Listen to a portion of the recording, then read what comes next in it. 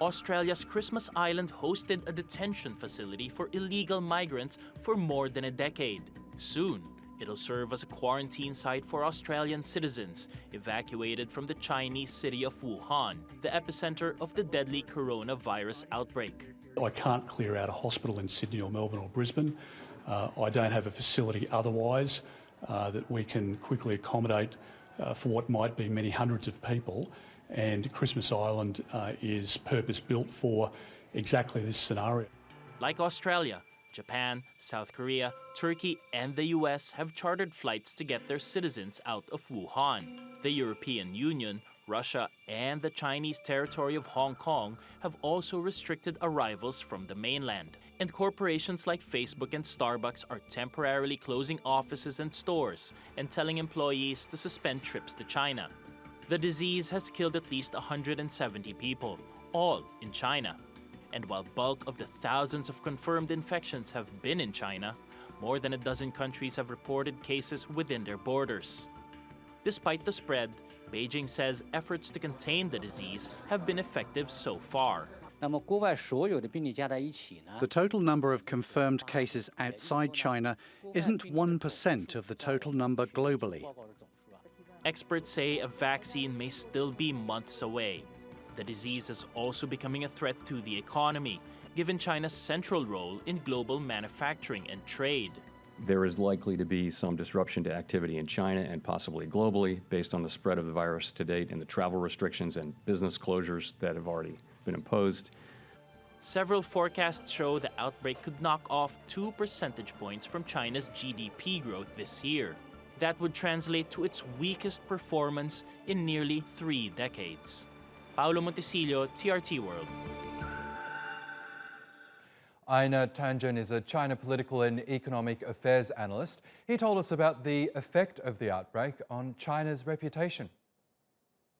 I don't think China is really suffering. Actually, the response has been fairly welcomed. WTO, CDC, all the World Health Organizations. In terms of what has happened, in every year there's a new kind of virus. This one is particularly virulent. It spreads quickly, but so far, and hopefully this continues, that the mortality rate is fairly low, especially as compared to SARS, which was 10%, and MERS, which was 20%. I mean, if you go back a few years, there was mad cow disease. You had hunters in the United States who had picked up the infection. A number of people died. It was absolutely fatal. I think there's only one person who ever recovered from it. So, it's this idea that you do take risks when you go into the wild and you slaughter wild animals. It happens around the world. It's the majority of places. It doesn't matter whether it's India, South America, Africa, other parts of Asia. There's still very much eating wild creatures. I think in future in China that this will be sharply curtailed. And it's not a question of saying, that somehow the Chinese are backwards or something like this. I mean, eating chocolate-covered ants, scorpions, things like this. This is sometimes considered a kind of food adventure. But as I said, in future this will be taken very seriously. I can guarantee you the Chinese government will be cracking down on this.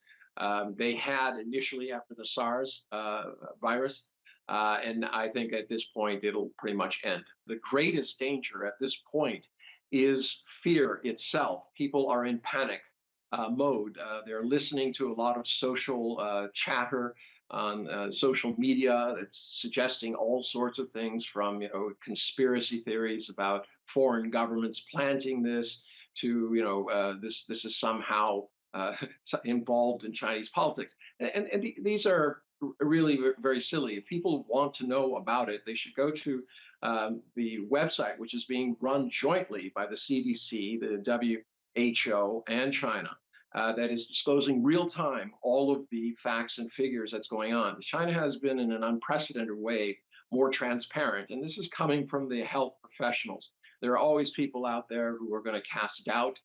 There's a lot of news out there which is not based on anything except opinions, and they seem to be very negative towards China, which is kind of mirroring a lot of the current news, whether it's about Huawei or about the Chinese government or trade.